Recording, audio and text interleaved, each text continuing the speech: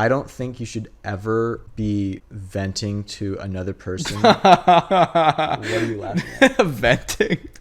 I said this in another podcast episode, but I think, brother, What did you say before? in the first place,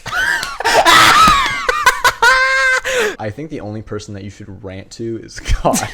Yeah. No, keep it About. God can handle anything, whereas a person can't handle. Welcome back to the Jack's podcast. I'm Jack. I'm also Jack. And this is episode 8. We just got back from San Jose. little vacation. We went back home to San Jose. I brought him with me. Took him to Vive Church, and It was incredible. Yeah, I was gonna ask, what was your experience at Vive Church? All right, so I pull up to Vive Church, and I had to meet like 50 people, and every single one of them was like, "Oh, I kind of heard a little bit about you," and then they're like, "Oh, you're the Jack from the podcast," and I was like, "Yeah." Like, I always appreciate meeting fans. Like, Yeah. that's a great thing. I'm super humble like that. So I try to remain humble. But it was super awesome. Adam Smallcombe gave an incredible message on Good Friday. Pastor Adam Smallcombe. Yeah, the worship was incredible. And honestly, it was not like any of the worship I've ever seen before. Just like the overall community surrounding it. You got to have like 2 people go up to, for the first 2 songs rather, you had to have like a bunch of people go up like to the front of the stage, and just like seeing a bunch of kids like that young like worship God was incredible. And then the Sunday service pastor, Kira Smallcombe, delivered an incredible message about the transformation of Saul to Paul, and how he was persecuting Christians, and how, you know, what happened to Jesus on Good Friday was unfair, and he was actually the only one who deserved to go to heaven because he was perfect, but he took off glory so that we may be saved. And if you know, you know. We might put a clip in. No. Okay, won't put the clip in. But it was an incredible service, and I really think in that service, being in that community of people just worshiping, I really was very expressive during worship, and I'm not usually like that.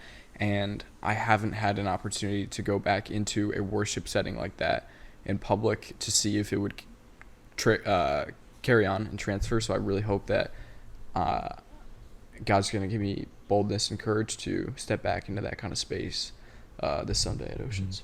Yeah. Do you think I was pretty energetic during worship? This brother was moving. I literally at some parts was laughing because it's just like I don't know. The brother was like just like moving. That doesn't do it justice. It was wild, bro. It's so much fun being at Vive. It was incredible. The culture that has been set there by everybody is just really cool. Just that you can go there and jump around, scream, sing, shout. And it's taking, the passages in the Bible very literally, where it says like not cookie cutting. Yeah, shout for joy, stuff like that. And I just want to shout out my boy Jomo, because he played a huge factor in that culture at Vive San Jose. That brother would stand in the front and dance like you've never seen before. Damn. And genuinely, like, more and more people would go to the front because they would just see this guy and they'd say like, oh, we can do that at this church. And then now Lead there's by like example. Yeah, like 30-40 people at the altar that are just going crazy during worship. And I used to actually not be like that. I used to be that dude who would stand there and then like clap. It's hard. It's not easy. And it used to be like the pressure I'd put on myself of like, people are watching you. Yeah. You're gonna look like a fool or something like that. But then I realized, like, one, I can't be like screaming and shouting at a concert and then not doing the same for God, because that's kind of idolizing the musicians. But also just being on the worship team for like almost 2 years, and seeing all the people that are living out that culture of just going crazy during worship. If I'm on stage if I'm on platform and I'm like moving and grooving and having a good time, but then off platform I'm standing there, it's like it kind of would make it look like it's a performance and an act. Yeah. And so I think it's Worship important. isn't a performance, brothers. Yeah, but it's true. Yeah, I think it's really important to be able to worship God the same way in multiple different spaces. And so, Definitely. obviously, if your church is different and doesn't have that culture, it wouldn't be appropriate for me to go to that church and then jump up and down. I'd probably get kicked out. Yeah. But in spaces where that's the culture, like, It's easier. yeah. Definitely. If you ever want to see me move and groove, come to Vibe Church. Wow. It will be great. Yeah. Following San Jose, then last night we took the red eye to Huntington. I was like, yo, get the PJ ready, we're going. Pulled up, and it was just a ton of fun being able to hang out with those people. And it's kind of in correlation to what we're talking about today, and the idea of like brothers in Christ, and how it's important to have those type of people, because being around, I think it says like being around like sinners, like you're gonna be a sinner, and being around like-minded people, like you're gonna be like those people. And I was really grateful and felt insanely welcomed and had like an actual wonderful time. But we'll dive into that later, and start off by talking about some of the components of friendship. And I think one of the biggest ones is vulnerability. And I'm curious to hear what your thoughts on. Yeah. I think vulnerability within friendships is, probably the most important one, because I think keeping things to yourself is good to an extent, but it can be dangerous when, there's things that you need to let out and share, and you need people to do life with. But if you keep it all in, it can be dangerous and lead you to a bad place. So I think having friends to talk to and open up with, who not only can sit and listen with you but also walk with you, is super important. I know in high school, that's when I first experienced vulnerability, and in the context of friendship. My friends from high school, all of us in our junior year, we were all avid gamers, and so we used Discord all the time. But we started this cringe. Yeah. Wow. That's pretty disrespectful. But anyways, we started doing this thing where we would call every single night until like 4 or 5 in the morning. And we called it Campfire. It was our little like gimmick thing. But we would go there and we would just hang out, and there would be like 10 to 12 of us, but we would just chat about whatever. But as we'd get later into the night, the conversation would just end up being really, really deep, and a lot of people were able to share things for the first time that they'd never shared before.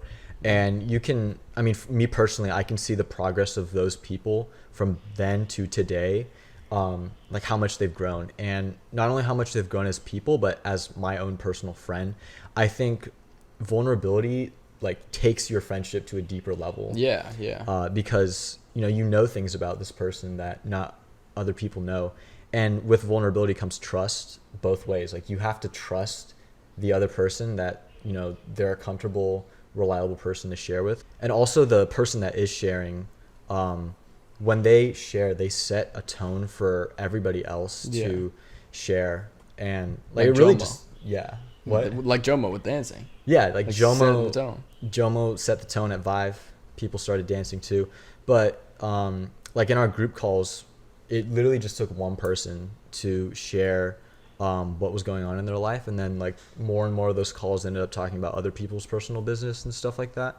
And it was just a really beautiful place where we all got to be there for one another and then become just like best friends. Yeah, it was awesome. And I don't think that the vulnerability, like, it doesn't come right away. Stuff. Yeah. And I think it like took 3 months for us to actually start talking about stuff that like mattered and stuff. Yeah, definitely. And that's like, I think we said like that's like when our friendship actually started to take off, because we were able to like rely on one another. And it's like, you could call it like therapy in a way, but it's like it's being able to talk with one another, and like the feeling of like it's a burden off of your chest if you have something that you're struggling with, like being able to talk with other people about that.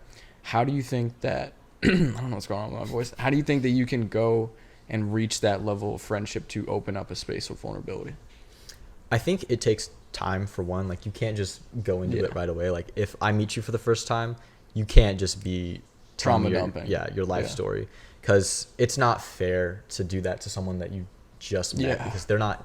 You don't know if they're capable of handling everything that you're going to share, but you're just assuming, and definitely makes the friendship awkward if it lasts. But I think just getting to know the person first, like as any friend does, like you just hang out, you chat about common interests or whatever you like to do, and then you just hang out more and more, and I think that develops comfortability between two people or multiple people. You become more comfortable if you just hang out with them more and more, and then why are you smiling? I don't know. Oh, that's why you're smiling. You hang out more and more, become more comfortable, and then that opens up personal conversations.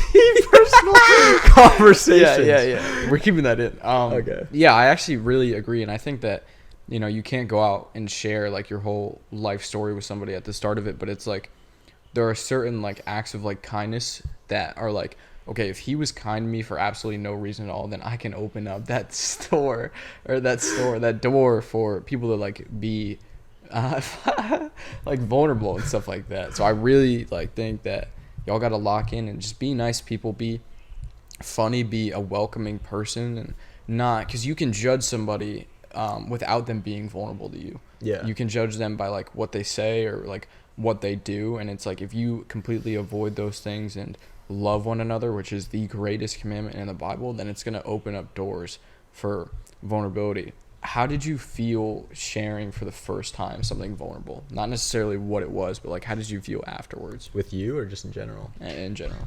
I think it was like sophomore year of high school. I don't necessarily know exactly what it was, but and I don't remember the context, but I remember I wanted to get something off my chest because I used to keep everything to myself. I would never share anything.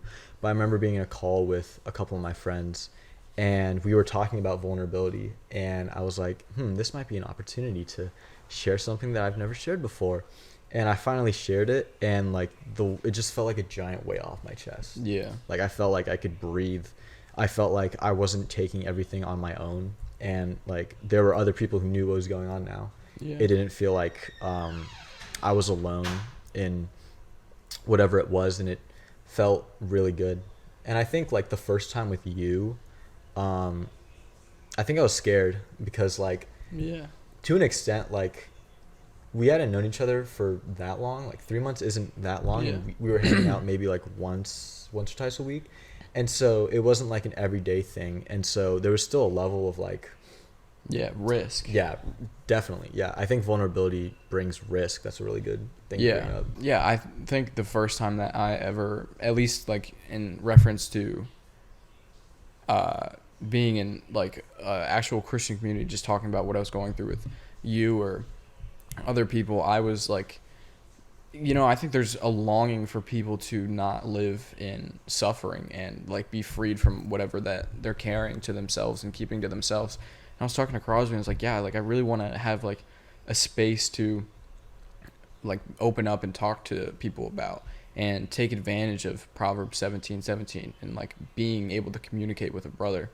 And I was like, but I'm super nervous that they're going to judge me and they're going to like look at me differently afterwards. And he was like, they might look at you differently afterwards. They might see you in a different way.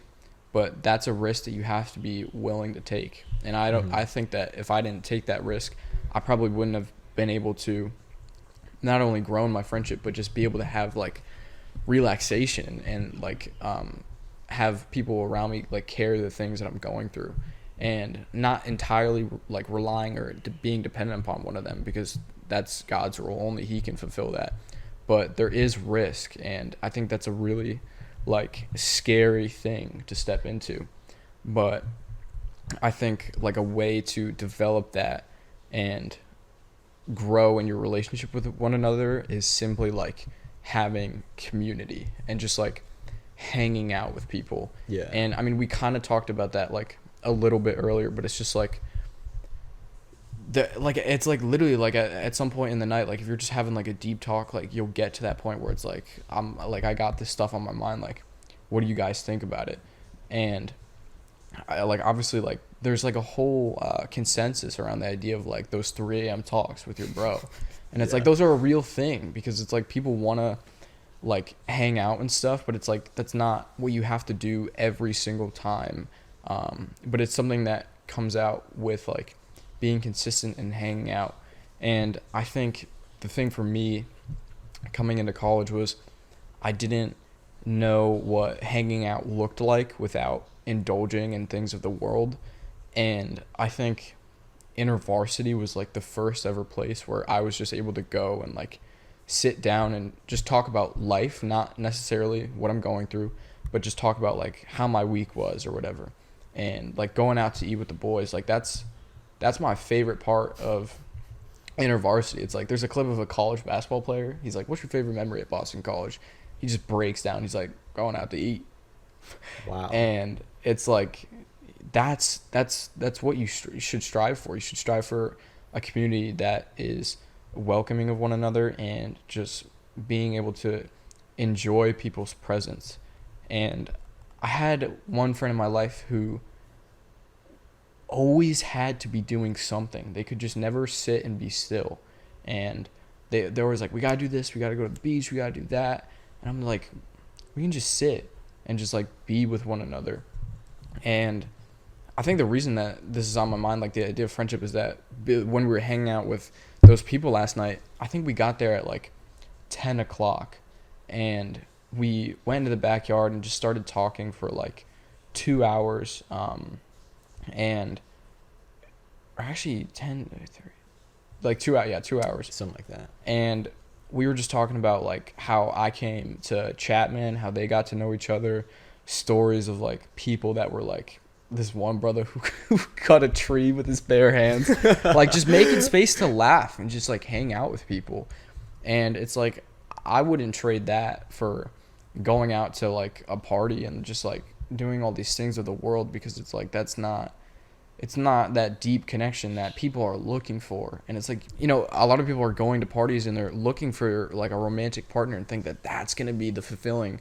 But like the underlying thing of that is that you want connection with people, and that doesn't have to be through like such fun activities. It's like that I find the most times I have fun is just debriefing like what I did that week with the boys. And so we talked for like 2 hours and then went to 7-Eleven and talked for like another hour, got back and talked for like 2 hours and 30 minutes. We were just talking about like just whatever. I mean, we were talking about Dune. We were talking about faith, Christian influencers who are absolutely wild and out. And I don't know, it's just like we were straying away from gossip. It wasn't like anything of that. It was just like being able to hear the opinions of one another and getting to know a person. I think is really how you step into that community. But what do you think is like the first community that you found? Was it through the Discord, or do you think that you like were able to find it just like at high school? Honestly, it was probably through the Discord. That was like my high school friend group. Oh, but cool. before that, like freshman, sophomore year, I had like a group that we would hang out, sometimes go watch movies, but it was never like a deep level of friendship with any of those people. Most of them I ended up actually becoming really good friends with because they like came into the Discord time. But back then we didn't really go deep, stay up late, anything like that. But I think it all started my junior year. My friend group, we were coined the gamers by a lot of different people at my high school, like the theater kids, the ASB kids. Did you make any money off that? I actually did. I was a professional esports player in high school. Made $1,000 for the school. My goodness. Wow. Straight to charity too, right? We donated it to charity. Wow. It was really because I'm humble like that. But we were called the gamers, and then most of us weren't gamers. Like, how many? Well, when it comes to who was at those calls, there were about 12, and I would say maybe like only 5 or 6 were like real gamers, like PC gamers playing 8 hours a day. Others were like they played video games casually, but no, I wouldn't consider them like gamers. But our group was very diverse. We had a lot of people from like all over. Like Joma was a theater kid, and then also kind of a gamer, and then a couple people from my esports team that I won money with were there, and How much? like over $1,000. It was Oh, okay. crazy. Yeah. But I think that space was so important for me because I learned vulnerability. I learned how to listen to people well. I learned how to, share what should be shared and learned what shouldn't be shared. I learned how to, talk better. And, when it comes to someone sharing something really personal, it's like, what do you say afterwards? Yeah. Do you even say anything? I learned that there, what is appropriate to say afterwards and how to like be there for someone who just shared something really, really painful or vulnerable.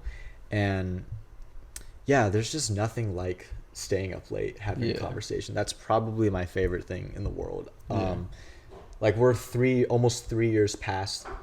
No, we're almost 4 years past that when all that started with the Discord calling. And like boy Jomo, he hosts people at his house like once or twice a year, and I don't think I've ever gone to bed before the sun goes up Damn. at his house, because we just stay up and have these conversations, and they will start at 1 a.m. and end at 6:30 a.m. and Far. we don't do anything other than sit around a campfire for 5.5 hours and just talk. That's And awesome. time goes by because Yeah. we're just having a good time. We're just talking about fun stuff, and then we have time to talk about like vulnerable stuff also. But I think just having people to hang out with is really important. Yeah. Because spending time alone, obviously it's good to have alone time, but if you never like hang out with people, like you're just missing out on so much Yeah. joy. That Friendship is the a Lord brings. gift. Yeah. And yeah, I just think hanging out with people is like my favorite thing to do. Yeah. And I think the context of staying up late is, I would say that like propels it to another level, just because like the deep conversations just, they always come up at night. Yeah.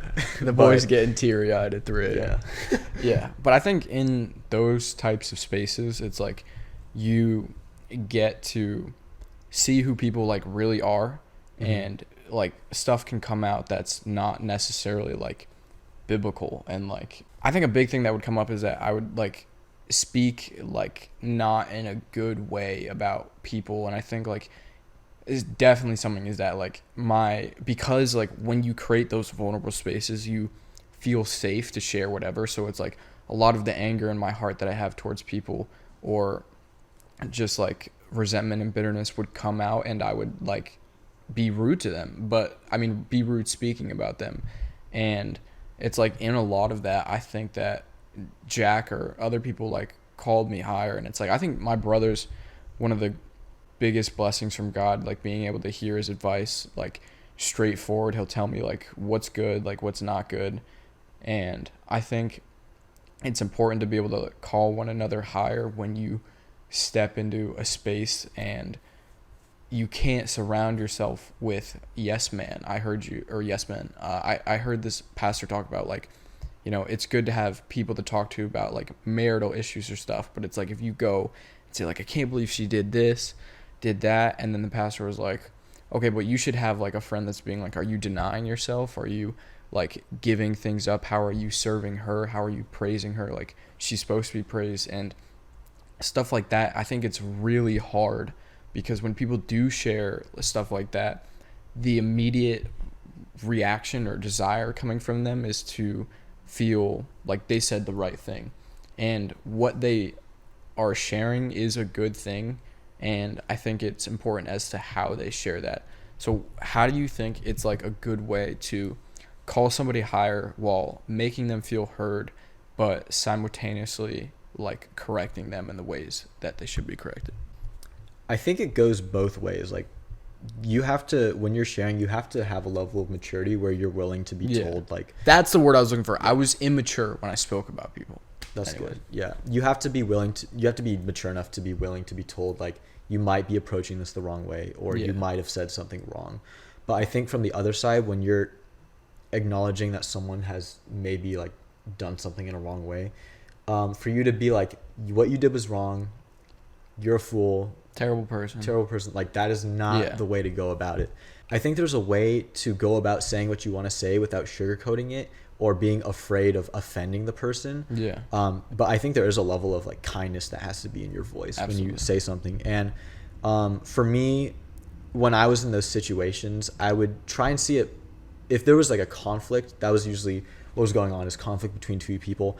I would try and See it from the other person. yeah, see it from the other person and try and help the person see it from that other person's perspective, because I think that like humbles you when you look at it from the other person's perspective. Yeah. I think when you're giving the advice, yeah, if you're already in that space where you're vulnerable and you're both on that level of friendship where you can give it to each other straight and like not BS it, I think just saying like, this is what I think is good to say, saying like your opinion as opposed to saying this is how it is. Yeah. Because people don't like being told what to do. Yeah. Like nobody does. Yeah. So like for me, I would be like I personally would do X, Y, and Z, or I'd say like, me personally, I think that this. I wouldn't say this is what you should do, or this is what happened. This is how things happen. I think what you said about, or you were honest about saying like how your tone of voice and the things you said were immature when you were around your friends in freshman year. But I think gossip is super important to cut out of your life and not have in these spaces, because like gossip is so bad. Yeah, I mean, it says so bad, not to do it in the Bible, and I'm calling myself out. We had a passage or a Bible study that he held, and it was about like do not gossip, or at least mentioned it in the passage. And then somebody was speaking, and so they were just not saying the right things, and the whole passage was like don't gossip. And like literally like as soon as I got out of the Bible study and like we went to go to In-N-Out or something, like I started to gossip about them. And it's like, get it through your head, bro. Like I'm not any better than them. Like they made a mistake, and then I went and did the same mistake it said not to do.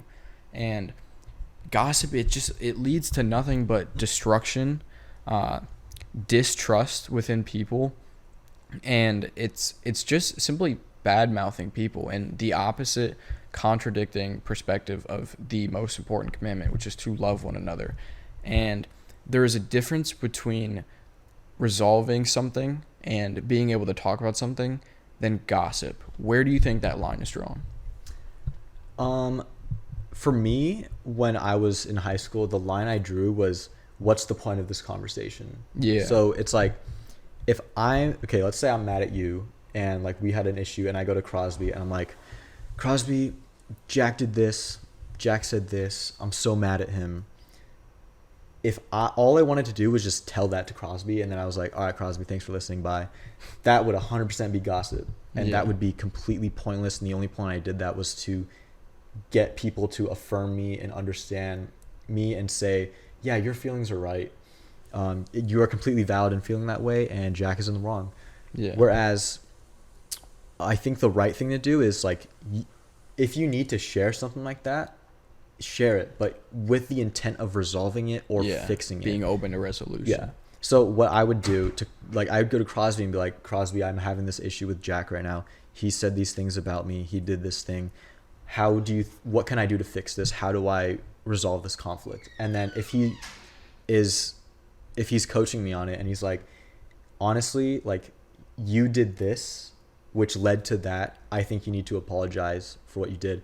That is how you go about like spreading information in a like healthy way, where it's not for the sake of talking bad about another person, but it's for the sake of resolving. Yeah, because it talks about there's like an actual order as to how it like resolving something should be done. It's like you bring it to another person, and then it's like if they're not willing to listen, or listen, if the person that you were upset with like wasn't willing to listen, then you bring it to have him come and talk about it with one another.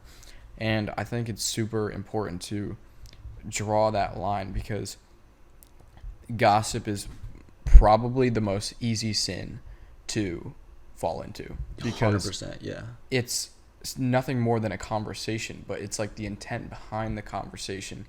And there's nothing wrong with wanting to talk about things that frustrate you, and sometimes people can frustrate you or upset you, and you did nothing, like nothing you did led to that. But it's important for you to be able to go and talk to somebody and like have somebody affirm your feelings, but only to an extent. If you're going in and say, they're such like this because they did this. Like that's not what you're supposed to do. I've been trying to say this point for like 3 minutes now because we just keep speaking. laughing and laughing. But I think the only person that you should be ranting to is God. I don't think you should be ranting to another human being. Yeah. Because I'm pretty sure that pretty much always leads to gossip. Like if you even think of a therapist, if you're ranting to a therapist, they're going to ask you questions to help you through it. Yeah, their job is to provide a solution. Yeah, so I wouldn't consider that gossip. Whereas if it's like me and you're just telling me how you're mad at someone and then I don't help you at all and you didn't come to me for help, that's just gossip. And I think something I appreciate is I learned how dangerous gossip was in high school with my friend group because like I watched a whole community at my high school like fall apart because of gossip. Like complete false lies were being spread and it was ridiculous. Like I knew a guy who went to one of the student plays and he was laughing during it because he found something funny, but he ended up getting accused by like a bunch of people in the play of catcalling, of making fun of students, of all these things that he didn't do, and he got banned from the theater. He wasn't allowed to ever go again, and he didn't do any of that. And it was just rumors being spread. That's the power of gossip. Yeah, too. and it's like no one actually saw what he did or saw what he said, but they just heard from another person who heard from another person, and it's like a game of telephone. Yeah, it's like it gets worse and worse as it goes down the line. And so, yeah, my friend group and I, we made it really, really important that we would not gossip at campfire or in those Discord calls, and I truly believe that we stood by that, and that has been so helpful coming into college because I really try to make sure that like we're not gossiping when we talk. And also I think leading a Bible study, it's really important to encourage people that like gossip is really easy to fall into, and it's fun. It is so much fun. It's fun to gossip, and all sin is fun temporarily, but it's just not a good thing. Yeah, I think like 90% of issues between two friends can be solved without gossip being in the picture. Like gossip causes so much conflict and drama that is so easy to resolve with just one conversation of, oh, did you actually say this about me? No. All right, we're good.